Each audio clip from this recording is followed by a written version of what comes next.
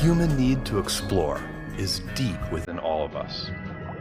Our ancestors crossed mountain ranges, sailed open oceans to map new lands, and sought out the unknown while always looking to the stars.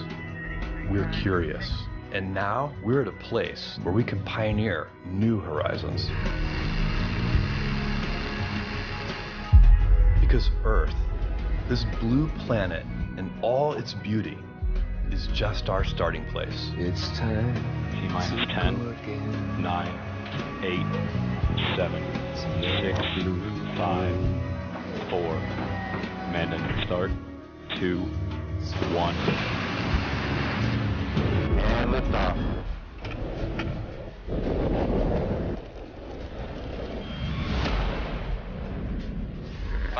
feet and climbing. That was a beautiful launch. Now is the time to open the promise of space to all and lay the way for generations to come. When our descendants look to the stars, perhaps from a rocky moon or colonies floating in open space, they'll remember this time. When they reflect on where it started, they'll remember this place. And when they honor those first explorers who said, "Let's go," This is Blue Moon. they'll remember these bold steps. We are of blue origin. And this is just the beginning. Touchdown.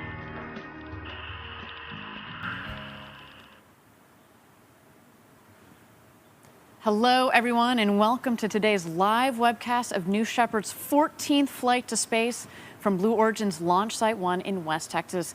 I'm Ariane Cornell, and I'm joined by my co-host, Patrick Zaituni. Welcome, Patrick. It's your maiden appearance with us here at the desk.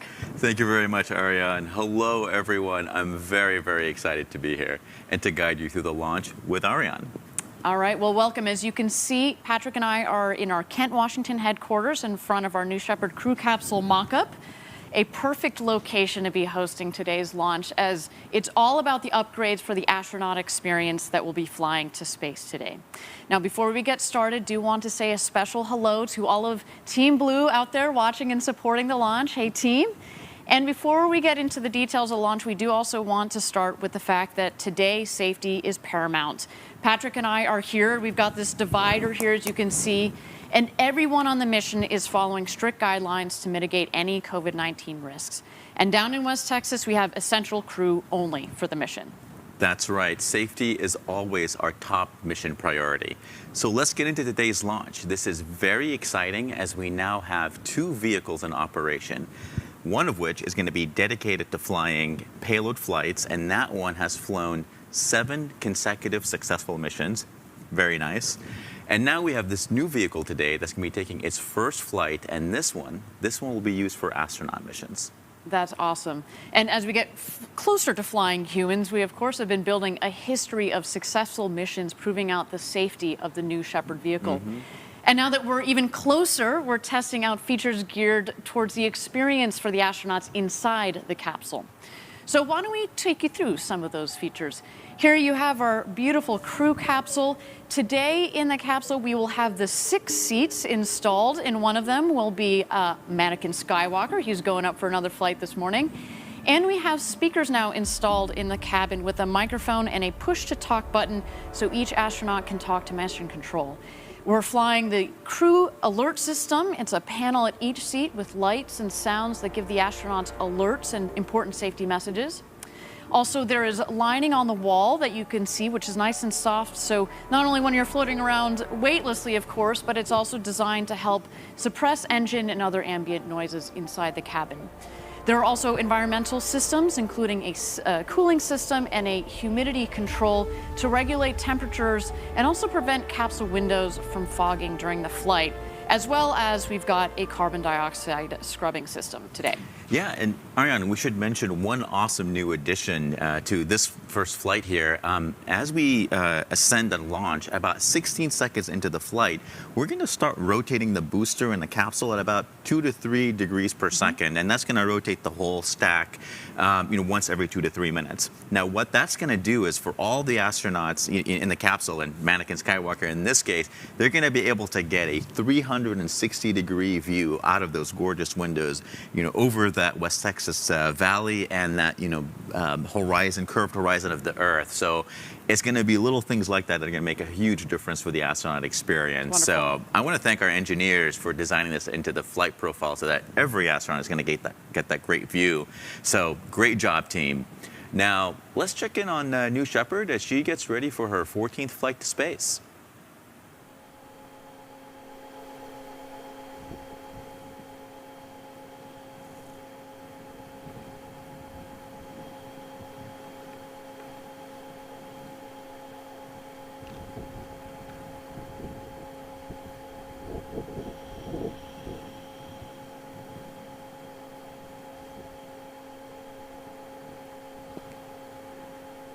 All right, everybody, welcome back for New Shepard's 14th mission to space. We're coming to you live.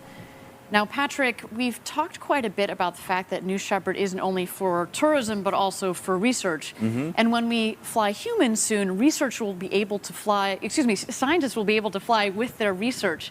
Also, astronauts could use the New Shepard for training to eventually go into orbital space or up to the International Space Station. So our platform allows astronauts to do end-to-end mission training, which could include, ground crew operations, vehicle operations, and the crew just in general gets good real-world team experience. And what this does is it builds upon our payloads program, which has already taken more than 100 payloads to space on previous missions. And as we noted today, Mannequin Skywalker is on board, and he's going to be taking some payloads with him. You want to tell us about that, Patrick? Yeah, absolutely. So today, Mannequin Skywalker, our veteran astronaut right there, will be carrying some postcards in his flight suit from a nonprofit Club for the Future. Now, Mannequin Skywalker on his flight suit is also going to be wearing a pin from the club's partner, Space Camp from Huntsville, Alabama. Now, this is going to be the 3rd flight for our Club for the Future, and we have flown, we're about to fly 50,000 postcards on board this flight. Very exciting. And in total, we've flown more than 100,000 of these postcards to space from students around the world. That's awesome. Have a great flight, Mannequin Skywalker. I think we're both pretty jealous that we're not in there with you today. I know. All right, Patrick, so we all know here at Blue Origin, we've got this step-by-step approach. It's our philosophy that we live by here at Blue. And while today's flight is focused on another big step towards flying humans, it's also going to continue to prove out technologies and architectures that we'll use on other vehicles. And Patrick, I believe there actually is some technology on board today that is helping one of the projects that you're working on. Is that right? That's right, Ariane. So I'm part of our Advanced Development Programs team, and we're very thankful for all the progress that New Shepard has made. It's a very robust system, and on this mission, we're going to continue to prove it out for human spaceflight. But in doing that, we're also going to be further demonstrating the flight heritage of that BE-3 engine there. That's a liquid hydrogen, liquid oxygen engine on that booster that you see there. Now, for our descent element, which is part of the integrated human landing system, that's the lander for NASA's Artemis program, we're using that same vertical landing, vertical takeoff architecture. We're using same autonomy schemas, and then we're also using the same propellant type for that BE-7 engine there on that bottom of that lander too. Now, if we see right there, that's our BE-7 engine firing at Huntsville, Alabama. That's at NASA's Marshall Space Flight Center. Gorgeous. I love seeing all that smoke and fire come out of that engine, right? Yeah, and if you look closely, I think you can even see some shock diamonds in there. Yeah, no, exactly. And that's actually all steam. That's because when you have liquid hydrogen, liquid oxygen burning together, it actually produces, just steam, which is really, super eco-friendly if you're firing these things in the atmosphere. Of course, what we see coming out of the tail end of New Shepard on her way to space, right? Exactly. Very, very same propellant combination. And so, as we saw on our last flight, we had lunar landing sensors on that one. going on board the booster. And that allowed us to test precision landing technology for terrain relative navigation and hazard avoidance. And as you saw there in that picture perfect landing, you know, our team gathered a lot of great data, and we're flowing into future New Shepard flights with those sensors, as well as to NASA to advance this sensor technology even further. And so in the future, we can take all of that great tech and apply it to our lunar missions. And so with every mission that we do on New Shepard, that's helping propel all the other programs that we have going on. So a good day for New Shepard is actually a great day for our lunar landing system, you know, the human landing system, NASA's Artemis program, and all of the other programs we have here at Blue Origin. Right. We do spend a lot of time thinking about the longer term architecture, right? They're all connected somehow, so the work kind of spills over into future projects. Well, so on that note, I would like to roll a film that we have here that compiles all the progress that we've made. And when I say we, I mean our national team. We're working together with Lockheed Martin, with Northrop Grumman, and with Draper to go back to the moon with NASA, and this time to stay. The national team is the kind of outstanding leadership, outstanding experience that I like to work with. Blue Origin itself brings innovation and modern thinking to the table. Lockheed Martin and Northrop Grumman and Draper all bring an extraordinary experience, not only from Apollo, but before Apollo into the present. We've been developing the BE-7 for several years. Cygnus has been flying resupply missions to the space station. Orion has been in development for a long time. And so these technology demonstrations that have been developed in the context of those programs have already been underway.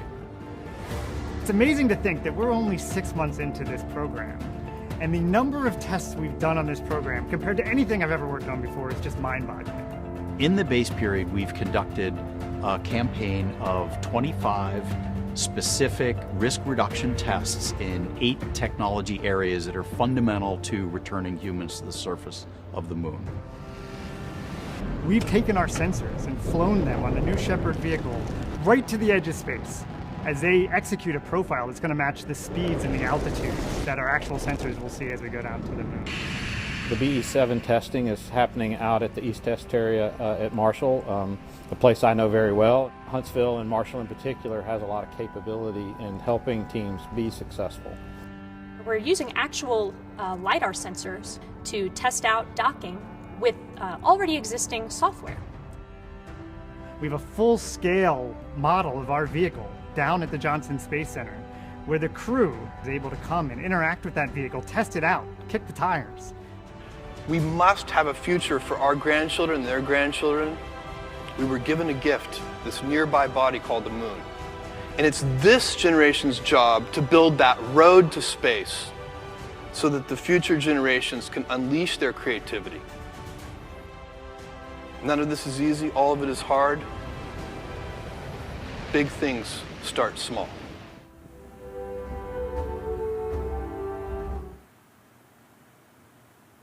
Patrick, it's amazing to see the progress that has been made in what is relatively a short amount of time. So kudos to your team and you and the whole national team. If you all would like to see more, we did post the full version of that video on Blue Origin's YouTube channel, so go check it out. Okay, we are at T-minus 16 minutes and 40 seconds to go until launch. Why don't we take a moment here and check out our rocket as she prepares for her maiden flight to space.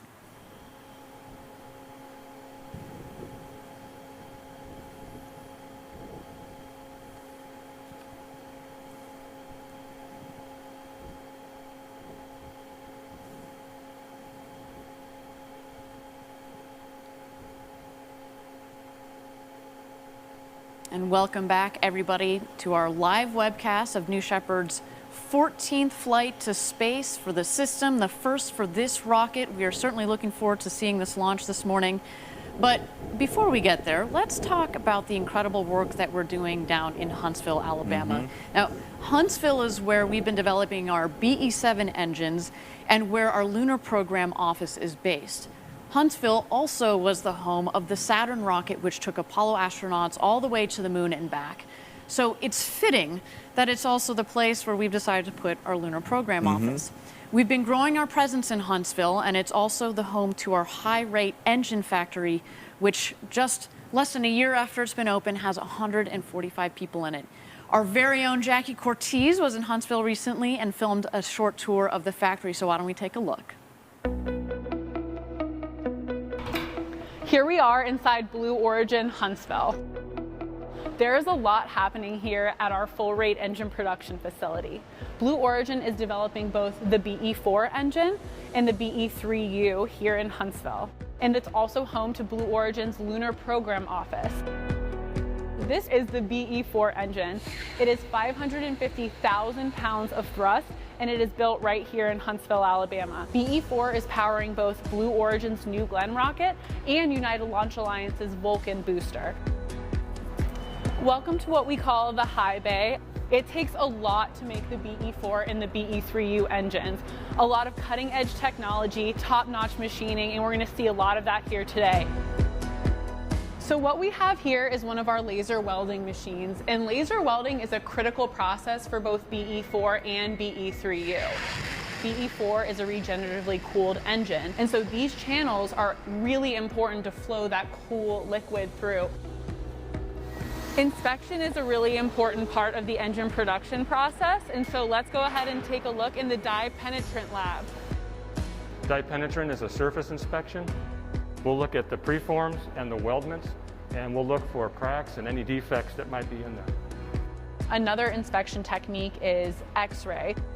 We shoot each portion of the weld and we examine the images just like you would have at a medical X-ray. We're looking for defects or anything that is detrimental to the part. The machine shop here in Huntsville is very impressive. There is an entire row of mill machines. The piece will come in, it is loaded into the machine, and it's milled down to the required specifications for that particular component. Last but certainly not least, I'm really excited to show you all the newest addition to Blue Origin Huntsville, a full-scale mock-up of our lunar lander for the Human Landing System program. This lander is powered by the BE7 engine, which is the newest engine in Blue Origin's propulsion family. NASA's program is named Artemis because Artemis was the twin sister of Apollo, and through the Artemis program, we are looking to land the first woman on the moon. Thanks for joining me for the tour today. I had such a great time showing you all around, and I cannot wait to update you on what's next here in Huntsville.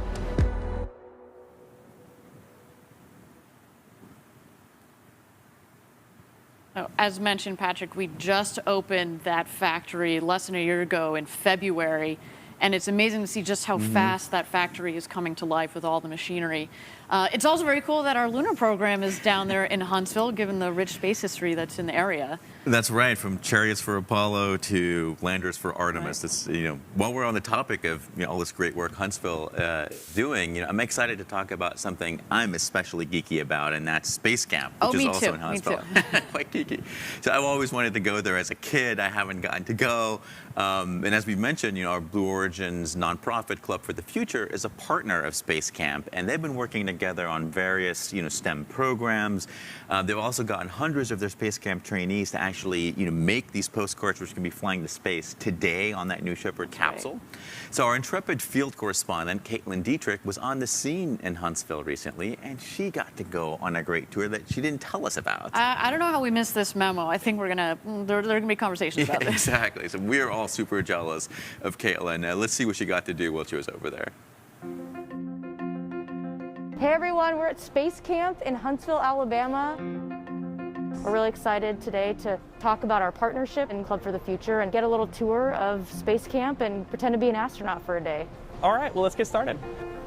This is our Mars base. We've actually got some basil over here. We had some parsley, so we're growing all sorts of stuff. Wow, let's see. On Blue Origin's last launch, NS-13, the Club for the Future flew tomato spheres seeds to space. We just planted a few here. Tomatoes on Mars. Yes. I love it. So we're gonna head over and actually jump into Discovery. We tried to do as much hands-on and immersive activities as we can. Houston, we have a problem. Engineering design challenges, the missions and the simulators are of course a huge part of what they do here. So basically this is just gonna get the idea of what it feels like to be out of control and like a tumble spin. Do I get astronaut wings after this? That is a cool rocket. Wow. That just never gets old. Whoa. There she is. So we're about to see Saturn V and F1 engines fire on the historic 4670 test stand. And one day soon, you'll see New Glenn's BE4 engines fire on that same stand. All right, so let's check out our human landing system here. We got Lockheed Martin, Blue Origin, Northrop Grumman, and Draper, all working together on an integrated human landing system. And now it's time to go back and build a sustainable present. Club for the Future's mission is to inspire youth to pursue careers in STEM and help visualize the future of life in space. And so you've been making some cards with the kids, and we're able to send them to space and then mail them back to the students. And this gives them the opportunity to see that space is about creativity too. And this activity helps drive that point home. You think about the history of Huntsville, and it's so fitting for companies like Blue Origin to be here now because it was always about where the future of space is going.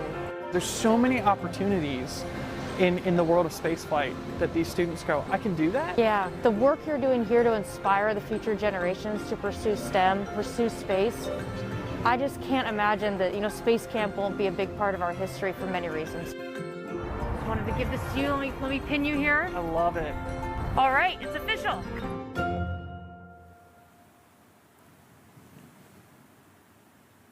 Oh, man, I think she definitely deserved her astronaut wings for that one. I'm not quite sure how well I do in that tumble sim. I would not have done well at all. Well, thank you, Space Camp, for the tour, and we really appreciate not only the tour, but also we're very proud to be able to fly a set of your wings on Mannequin Skywalker's flights to space today. Okay, we are at T-minus 12 minutes. We are in a hold here. We've said it in previous webcasts. If we need a couple of minutes extra to prepare our launch today, that's quite all right. We spend years designing these vehicles and building them, months preparing for missions. So if we need a couple more minutes, that's quite all right.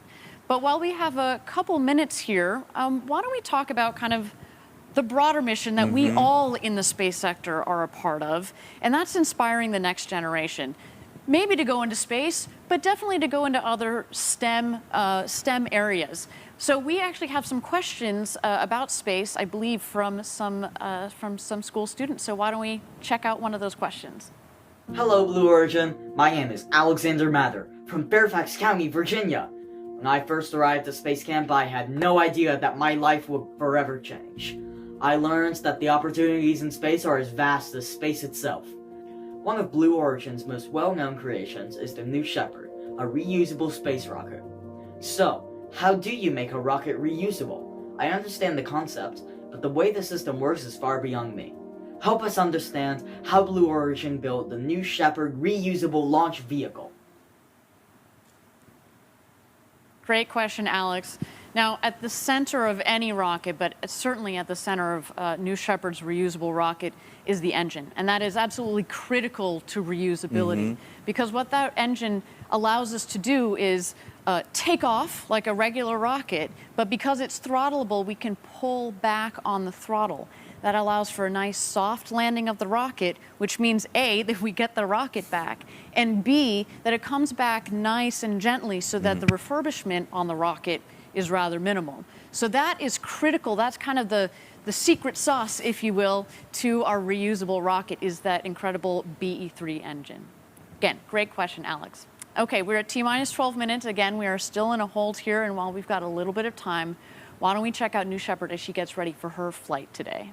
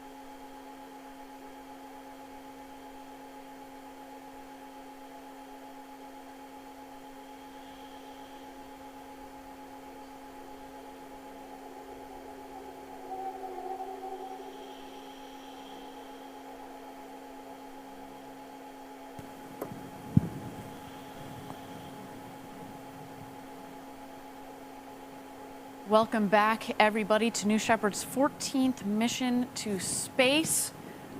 We are T-minus 12 minutes to go until launch. This rocket that you see on the pad, she is getting ready for her first mission. You see she's looking nice and shiny, new there. We're going to give her a couple of reused rockets char marks, hopefully in a couple of minutes here. That should be exciting. But we are in a hold here. We just want to make sure we give some time to our teams to get aligned. And while we've got a little bit of extra time, why don't we take another question from a student about space? Hello, my name is Kier Fair and I am a sophomore in Lexington, Kentucky. My first experience with Blue Origin occurred 3 years ago while I was at Kennedy Space Center attending Space Camp.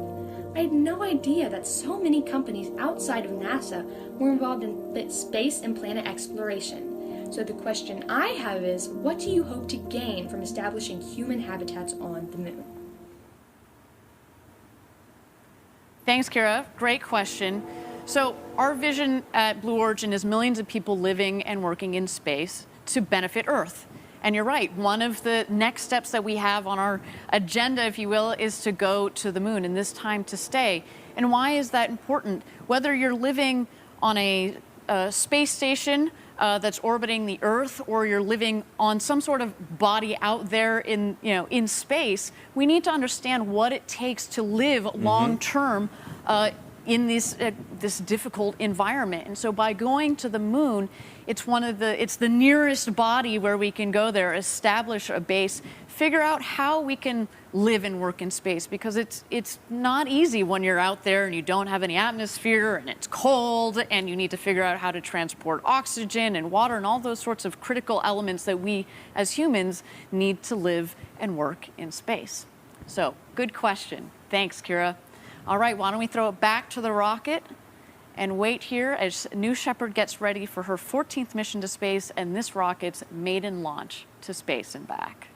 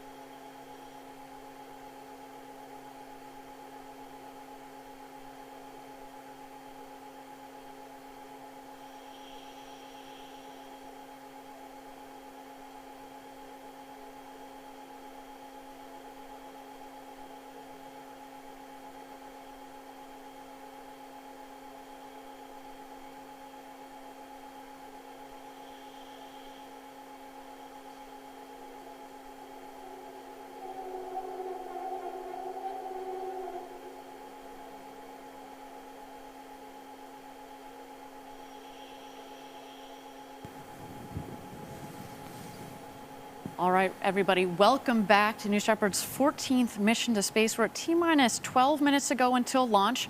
I do understand that the team is dealing with some mid-level winds, as we've talked about in the past. It can get windy down there in Texas. It looks like a big, beautiful blue day down there in Texas, but we do have to monitor the winds for the rocket's ascent and, of course, descent. So we're going to keep our eyes on that for just a couple of minutes here. But while we've got some time, Patrick, you, as mentioned, you are part of our lunar program. Do you want to talk a little bit about your thoughts about why are we going back to the moon? Yeah, Kira asked a great question, which is why are we going back and what are people going to do there? And people are of course going to play a tremendous role in doing all of the science on the moon. There's nothing really like having someone trained as a geologist who can actually go there and actually see what's going on, as Right. Jack Schmidt will tell you. But also, as we look towards the future, we're going to want to use the moon, which is really a gift for Earth. We're going to want to use it to allow us to start, building that future where millions of people are living and working in space.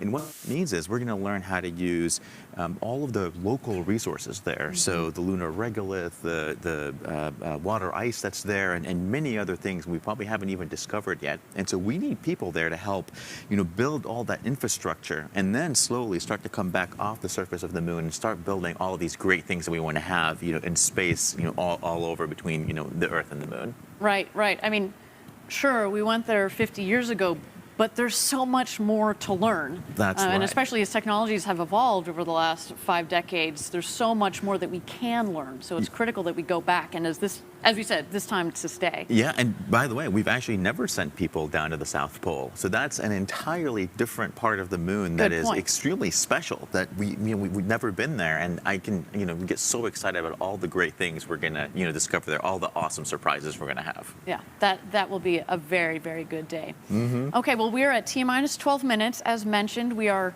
still in a hold here, waiting for some mid-level winds to clear, and we've got our eyes on that. So we're going to give our team a couple more minutes. And while we've got a couple more minutes, let's see a question from one of the schools out there. Hello, I'm Beth Mattingly, and I'm a 3rd grade teacher at Heritage Elementary School in the Madison City School System. My daughter went to Space Camp as part of the curriculum in Madison City Schools. Space Camp really opened her mind to the what-ifs and possibilities of new things. This inspired me even more to bring space-related STEM into the classroom. In my classroom, we talk about career opportunities. What kind of careers do you think will exist in space when Blue Origin's visions of millions of people living and working in space to benefit Earth is realized? Thank you, Mrs. Mattingly. That's a wonderful question. Right now, when people think of space, they might think, well, it's for engineers and scientists, and it's true. We need a lot of excellent scientists and engineers. But when we're ultimately living and working in space, we're going to need not just the engineers to get us there, but we're going to need all of these other people and other careers to help sustain people as we live and work in space. So we're going to need teachers like you, and we're going to need lawyers, we're going to need business people, we're going to need farmers, we're going to need people to make deliveries, we're going to need all sorts of people when we're ultimately living and working in space. What do you think, Patrick? Yeah, I think, Iron, you've hit it right on the head. Right now we're going up there to, explore or conduct experiments, but at some point we're going to be up there to live and work. So you can imagine all of the skills that it takes to live and work are going to be required up in space. It's just, you're going to, you're going to be a space chef or whatever. Right. And eventually, our goal, like we said, is to go to space to benefit Earth. So we're going to want to lift a lot of that heavy industry, off of Earth and actually do it in space.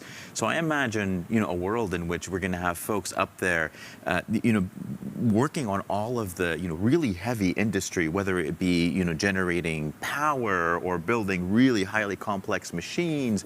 All of those skills are going to be needed. And we're also going to need the filmmakers and the poets and all the people that are going to, look and stare out the window and look back at planet Earth and write all the things that are going to inspire us to, keep going out into space. Think about all the songs and the books and the movies that have been created already.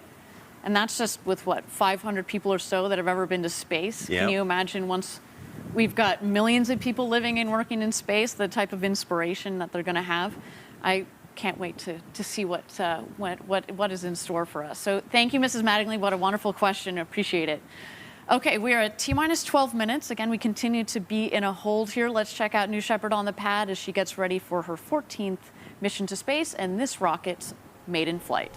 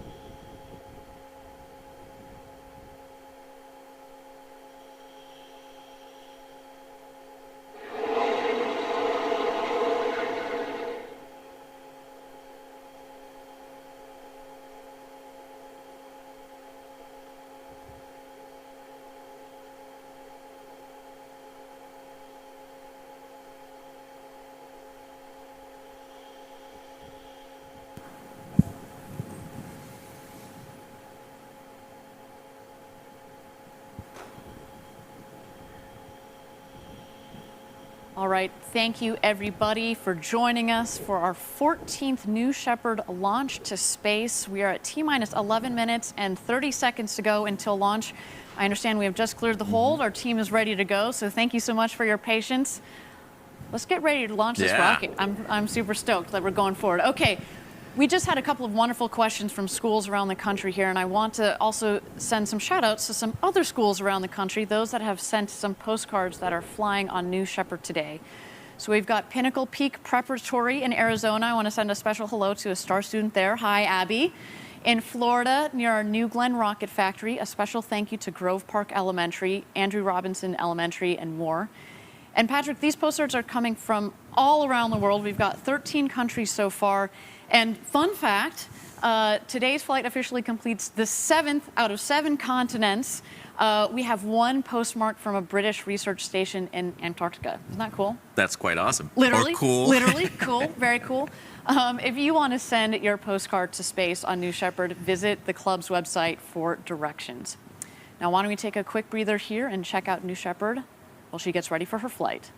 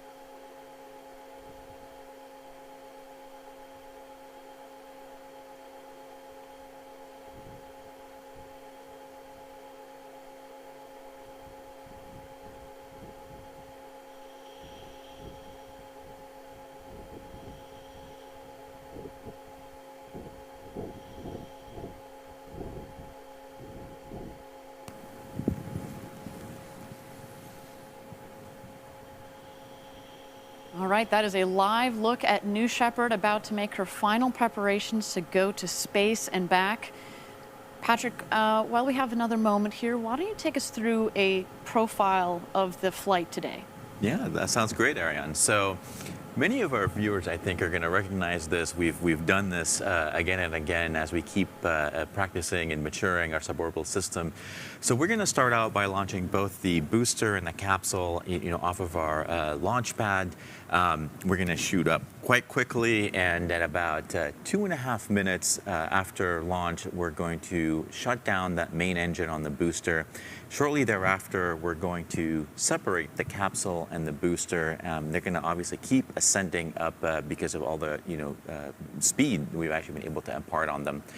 That's the point, Ariane, where if you and I were in that capsule, we would unstrap and float around and just look out those great windows. Of course, in this flight, Mannequin will stay where he is. I would do a somersault. I know you would. I keep saying that. I'm going to do it one day, I promise you. And then At that point, the booster is going to come back down first because it's more aerodynamically shaped. So it's going to re-enter, and then it'll start slowing itself down. And then about 3,000 feet above the surface, that BE-3 PM engine is going to relight and then gently and very accurately and precisely land that rocket down on the north landing pad. In the meantime, we would get back into our seats and strap back in. The capsule would re-enter, and then after going through the atmosphere, the drogue chutes are going to open up. They're going to help stabilize the capsule, and then they're going to pull the 3 main chutes out. We're going to see 3 great big chutes open, slow down the capsule, and then just before touchdown, we're going to see our terminal descent system shoot out a puff of air, which is going to kick up a lot of dust, but that puff of air is going to allow a pillow soft landing for Mannequin and our future astronauts. Wonderful. 1 to 2 miles an hour, right? Super soft. Should be another beautiful launch and landing today. Well, I do want, while we have an extra minute here, I do want to talk a little bit about the launch site 1, West Texas. We've talked about this before. It's not only where we launch and land New Shepard, as you were just talking about, but it's also where we test our rocket engines. And I want to cut to a clip, fresh out hot the oven clip of our BE-4 engine test from earlier this week that we've prepared for you. This is our BE-4 engine, 550,000 pounds of thrust. That's in comparison to 110,000 pounds of thrust on the BE-3 engine that's flying today. We also, it's LOX LNG, so it's a different propellant. And here you see it firing. This is one of our 2 test stands that's down in West Texas. There's some drone footage that we compiled for you. That thing creates quite the rumble down in the valley in Texas. And ultimately, this is going to propel United Launch Alliance's Vulcan rocket, as well as our New Glenn vehicle. There will be 7 of these engines on the base of New Glenn, and that is going to create a rumble down in Florida when we launch New Glenn. So kudos to our engine team for the progress on this groundbreaking engine. Yeah. Okay, we're at T-minus 5 minutes and 50 seconds to go until launch. We're getting really close here. So let's do a quick recap of the headlines of today's launch. Today, we're flying upgrades to the astronaut experience inside New Shepard's crew capsule, and we're getting very, very close to flying our first astronaut. So that's why it's critical that we test these systems. Let's do a recap of those. There will be 6 seats on board. Mannequin Skywalker is going to be occupying one of those seats. There will be push-to-talk capabilities in each seat. There'll be speakers to hear mission control throughout the flight. There will be environmental systems, including a cooling system and humidity controls to regulate the temperature inside the capsule. But in particular, that's also going to prevent these big, beautiful windows from fogging up during the flight. We're also testing a crew alert system at each seat, which has important indicators to take you through the entire flight as an astronaut.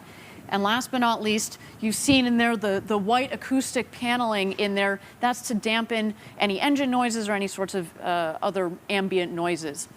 So in the final moments here, all eyes are on New Shepard. We're at T-minus 4 minutes and 40 seconds to go until launch. Right about now is when she's going to start to come alive. So mission control at T-minus 2 minutes throws the show over to New Shepard, and that's when she goes into autonomous mode from T-minus 2 minutes through launch and landing. So we're going to throw it out to the pad, check out New Shepard here as she gets ready. And the next set that we'll come back for to talk you through are the final hydraulic system checks and the engine gimbal check.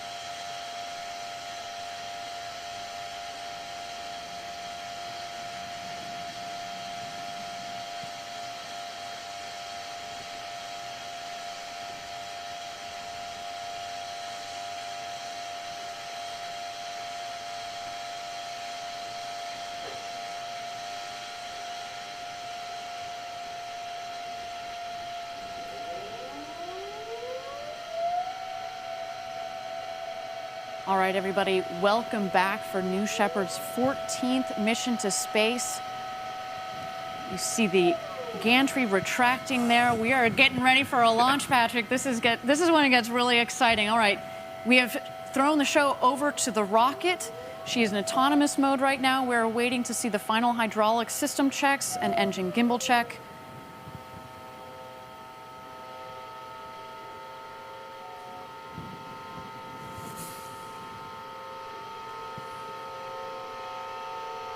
There you go. You see the aft fins, making sure they've got full clearance there. There are 4 fins on the base of that rocket.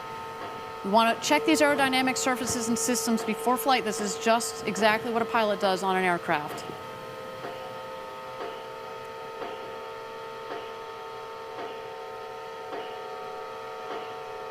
Waiting here for the engine gimbal check. You see the nozzle there peeking out. There it goes. The engine is also obviously to propel the rocket, but is critical in guiding the rocket on its ascent, but as well as on its descent as it comes in to land on the northern landing pad just 2 miles north of where the rocket is taken off from.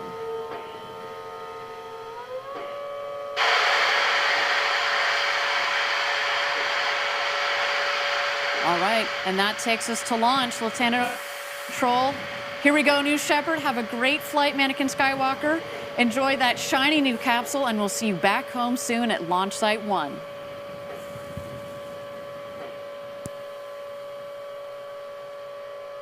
T-minus 16, guidance internal. T-minus 10, 9, 8, 7, 6, 5, 4. Command engine start. 2, 1. Ignition.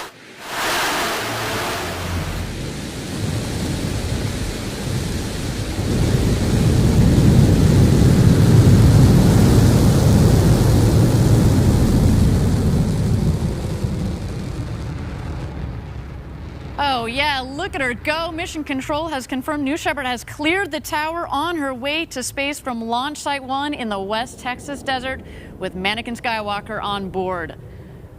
Right about now, the fins on the aft portion of the vehicle are going to help the vehicle do its roll maneuver.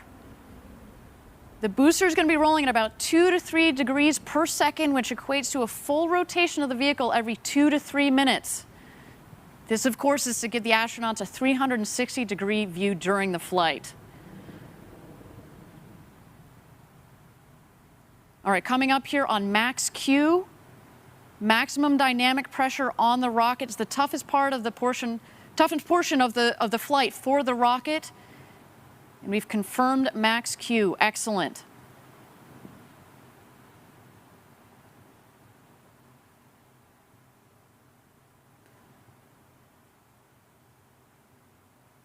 All right, you can see on the top right side of your screen, that's where you can follow along as we're gaining speed as she climbs up towards space. In the bottom left corner is the altimeter, noted in feet above ground level, although you may have noticed at liftoff we were sitting at 3,700 feet above mean sea level. That's the altitude of our West Texas launch site.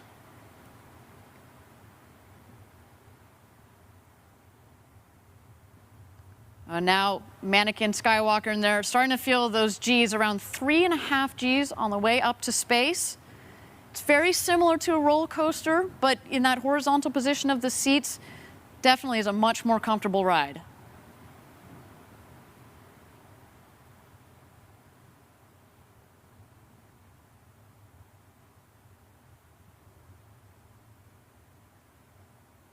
All right, now approaching main engine cutoff, or MECO. So we're going to shut off the BE-3 engine.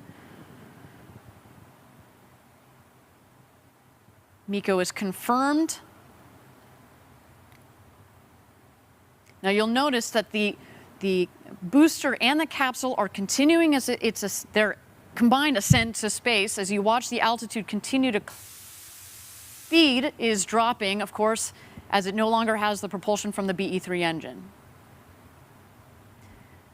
Separation of the two craft is confirmed. You can start to see the two craft in the screen.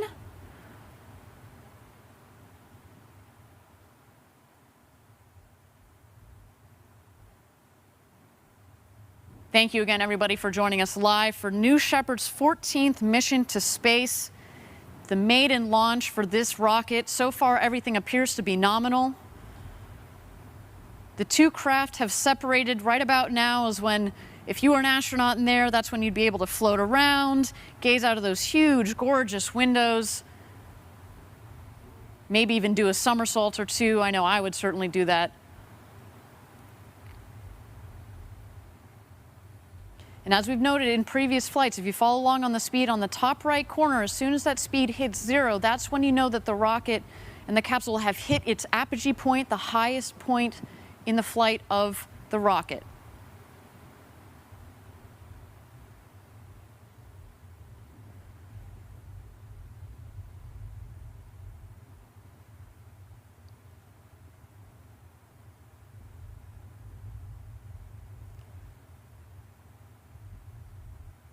There you go, it's hit 0, and now they are heading back home.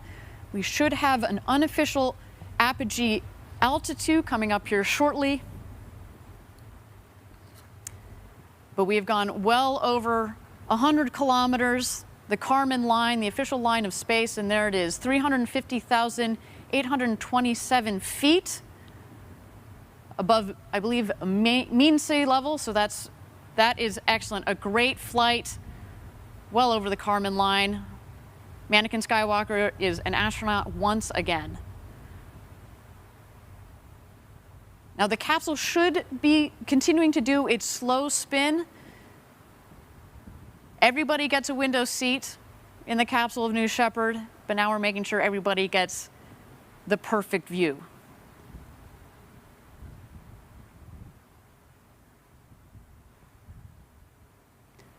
All right, the two craft are heading back home now. The booster is going to beat the capsule back home. Obviously, it's more aerodynamically shaped, and so it's going to come down first. Right about now, in the next 10 to 15 seconds or so, this is when we expect the rocket to hit atmospheric pierce point.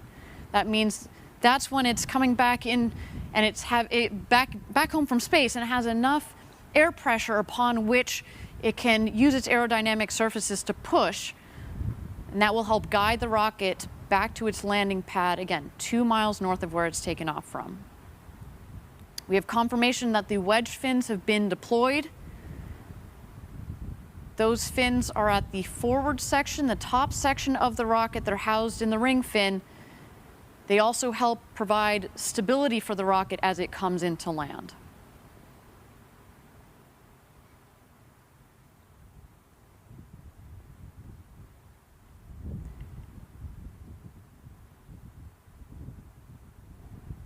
And this booster is screaming home right about now. Its maximum return velocity is just under Mach 4.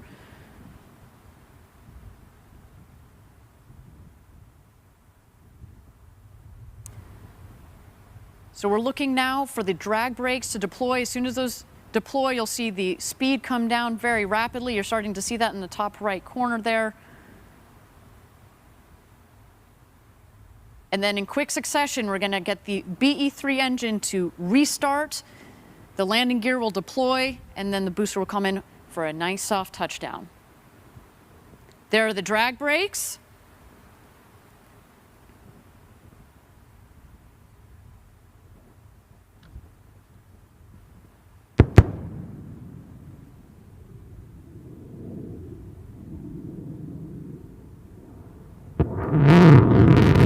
Engine restart.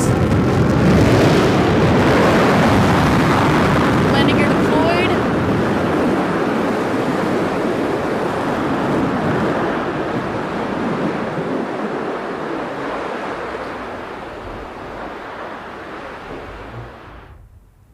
And touchdown. Welcome back, New Shepard. Oh, you can hear our team back here at headquarters enjoying this moment for this rocket. What a day. Did a nice little maneuver there to bring it back to the center of the pad, but that is what we're looking for. A completely autonomous system, Patrick.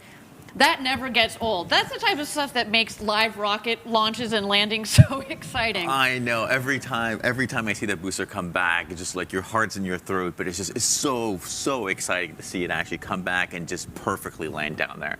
Incredible, incredible. Kudos to our whole team for adding yet another rocket to our fleet. Wow. Okay. Well, the show is not over. That's right. We still are waiting here for the crew capsule to come back. As noted, first the drogue chutes will deploy. Those are like the guide parachutes. The mains will then deploy. You'll also see the mains then inflate to full inflation. And once they're fully inflated, that's when the crew capsule starts to slow down. Comes in a nice 15, 16 miles an hour, a nice cruise back home. We'll wait for it to come back in to our valley in West Texas, and it will land. And just as we talked about, just in the last milliseconds, the retro thrust system fires, and it creates a nice pillow, air pillow, if you will. So Mannequin Skywalker, by the time he touches down, it's just at about 1 mile an hour. It's a nice, soft touchdown. And there we go. The crew capsule has its mains deployed, fully inflated. What an incredible day for the team.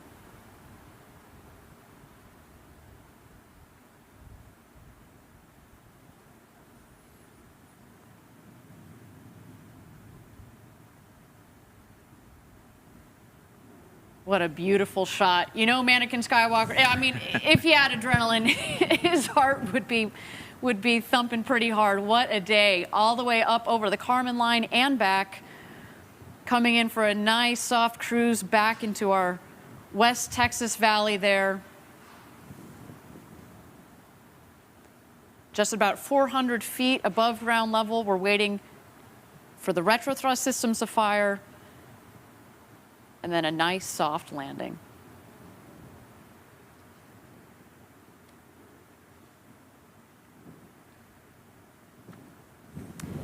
And touchdown. What a day. What a beautiful shot. Congratulations to all of Team Blue. Really well deserved. This is our 14th mission. A safe landing for the booster, safe landing for the crew capsule. We added we talked about add a little bit of char to the bottom of the that rocket. Came back nice and clean though. Look at that. Absolutely spectacular. Now, if you were an astronaut on board that capsule there, you would have had an incredible ride up over the Kármán line and back. Get the big, beautiful views out of the, we did the 360-degree spin this time. Get your 3 minutes of weightlessness. I can't wait to check out the onboard cameras to see the views that Mannequin Skywalker experienced today. Just what a day. I know, and how about those drone shots of the rocket and actually the capsule coming down? Those were pretty spectacular. Those are beautiful. Looks like a nice, clean landing right there in the desert. Everything looks to have gone perfectly today. So our recovery crew is going to be headed out to the crew capsule to open up the hatch, inspect the craft, greet Mannequin Skywalker, and retrieve the postcards on board. Yeah, I always think about this moment when I try to visualize, what would it be like to actually fly on New Shepard and be coming right back down. And so you've just landed safely, the hatch just opens, and now for the first time you step out of the hatch back onto Earth, and you're an astronaut. And you've seen the Earth from 100 kilometers up from space just moments ago, and now here you are back on it. I mean, that must just be incredible. But this was such an exciting mission, such an exciting day. Let's take a look at some of the replays here to show you that gorgeous takeoff and landing.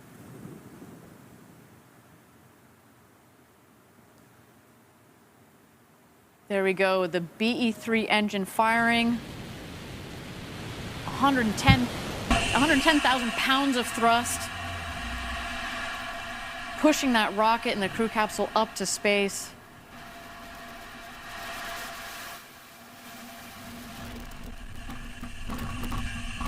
Patrick, I know you've been down there during these launches. The rumble that comes from that engine as the rocket is taking off is just incredible. It shakes your bones. It really does, and you know, as it takes off, like it goes really fast. There's a lot of rockets where you know the ascent is actually quite slow, but this one, I mean, it's flying. It's going. It's gone. Yeah, and as we said earlier, today is a huge win, not just for New Shepard, but also for our human landing system and our return to the moon. That BE-3 engine that you see right there, that's a liquid hydrogen, liquid oxygen propellant combination. And that's the same combination that we use on BE-7, our lunar lander engine. And you can just, I mean, right there, you can see that power, you know, when it launches, and you can see that precision when it lands too, right? When you throttle it down, you get that nice precision landing. Nice soft landing. And so, you know, if we were just building New Shepard just to do this mission, the suborbital mission, we would have probably chosen, you know, a different propellant type, something much easier to work with. But this combination is just so powerful and so efficient and so useful. You know, we use it on the upper stage of New Glenn, again, in order to get that efficiency. And that's why we're also using it on the BE-7 engine that will power that descent element for the human landing system for NASA's, you know, Artemis program.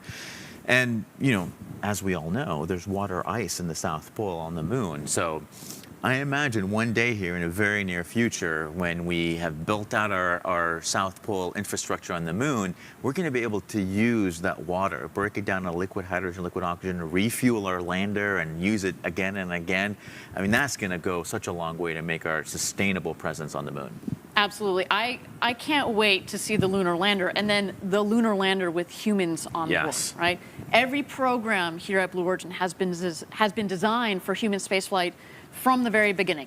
And as for today's mission, as we mentioned, we flew some upgrades to the astronaut experience inside this capsule that you see on the screen.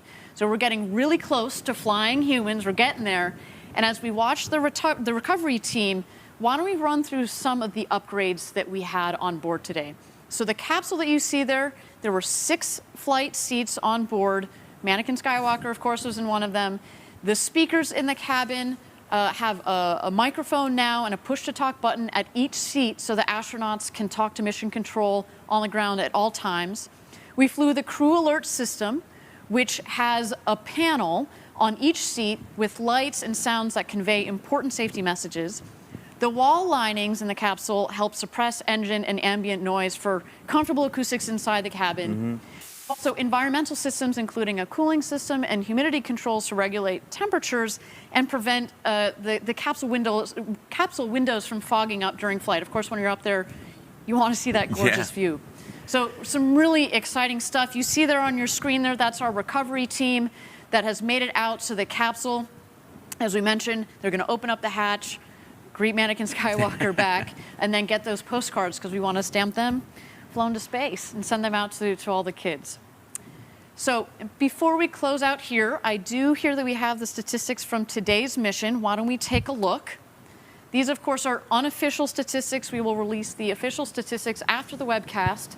So crew capsule apogee, 350,827 feet. Maximum ascent velocity, 2,242 miles per hour. Mission start time, 11:17 a.m. Central Time. Mission elapsed time, 10 minutes and 15 seconds. That's super inspiring. I mean, it's so exciting to see us be able to, you know, hit these numbers over and over.